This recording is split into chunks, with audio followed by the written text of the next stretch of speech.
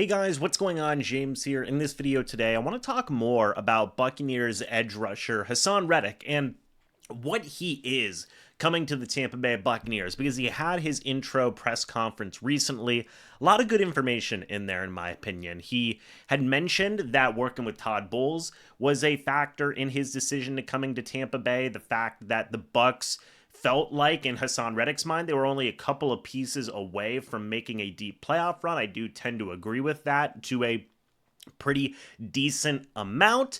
And also his relationship with Larry Foote was a factor in there as well. For those of you who do not know, Haason Reddick actually has been a player under Larry Foote before, going back to their time with the Arizona Cardinals. Bruce Arians was the head coach there early on in Reddick's career. Larry Foote was the inside linebackers coach. People actually forget Haason Reddick started as an inside linebacker for the first couple of seasons of his career before he made the switch to an edge rusher. So that's a very interesting thing to note there. Of course, we know what happened when that switch was made, but it still has a lot of really good value there, and him and Larry Foote, Reddick and Larry Foote, I should say, have a very good relationship, and that's awesome to hear, right? Now, they also talked about him having experience playing inside linebacker and how that can help with Todd Bowles' defense, because as I'm sure a lot of you know, Todd Bowles likes to drop his outside linebackers into coverage. Haason Reddick has some experience doing that. He did mention that that will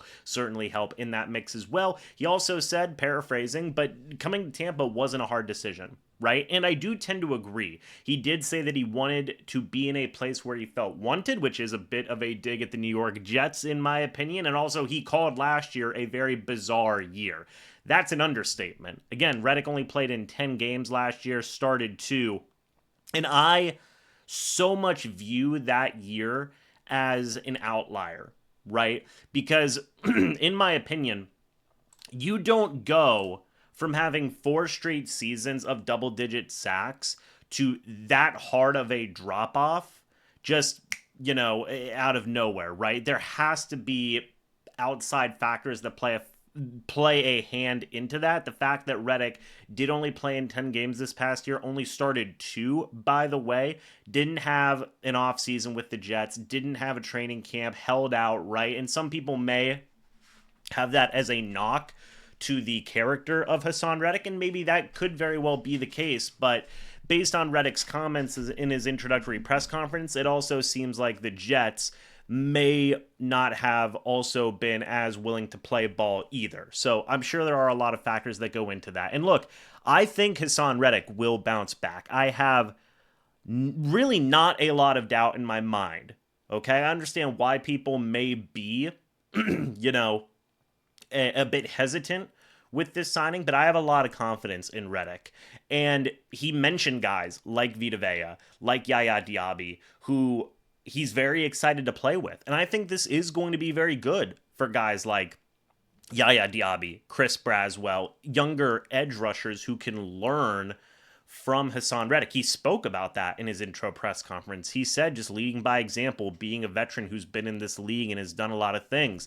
Reddick had Chandler Jones during his time in Arizona, and now he essentially wants to be that type of guy for players like Yaya Diaby and like Chris Braswell in there as well. Folks, from 2020 to 2023, 4 seasons, Reddick had 50.5 sacks. He had 83 quarterback hits. He had 13 forced fumbles, guys.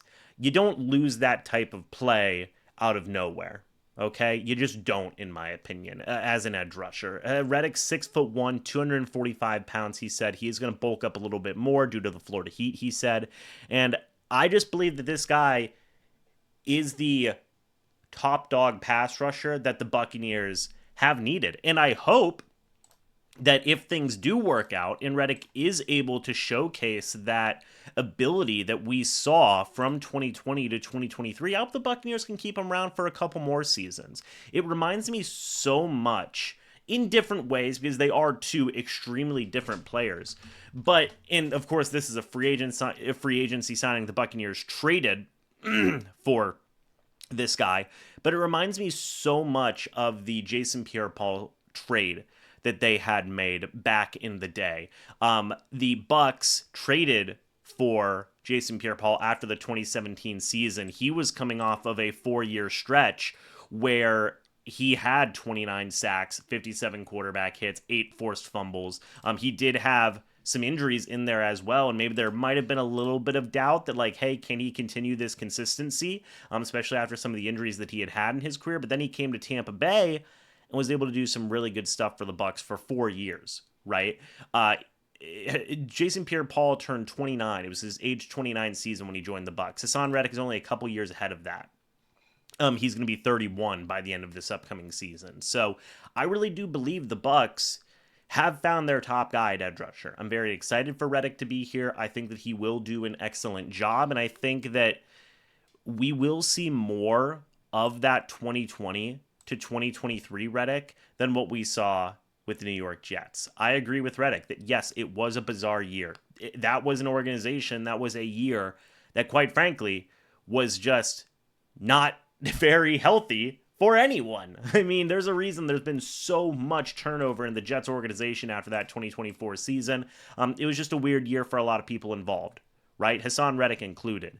I have full confidence that Reddick will rebound and get back to the double-digit sack guy that a lot of people have known him to be throughout the past few years of his NFL career, and I believe he will be the leader in the edge rusher that the Tampa Bay Buccaneers need.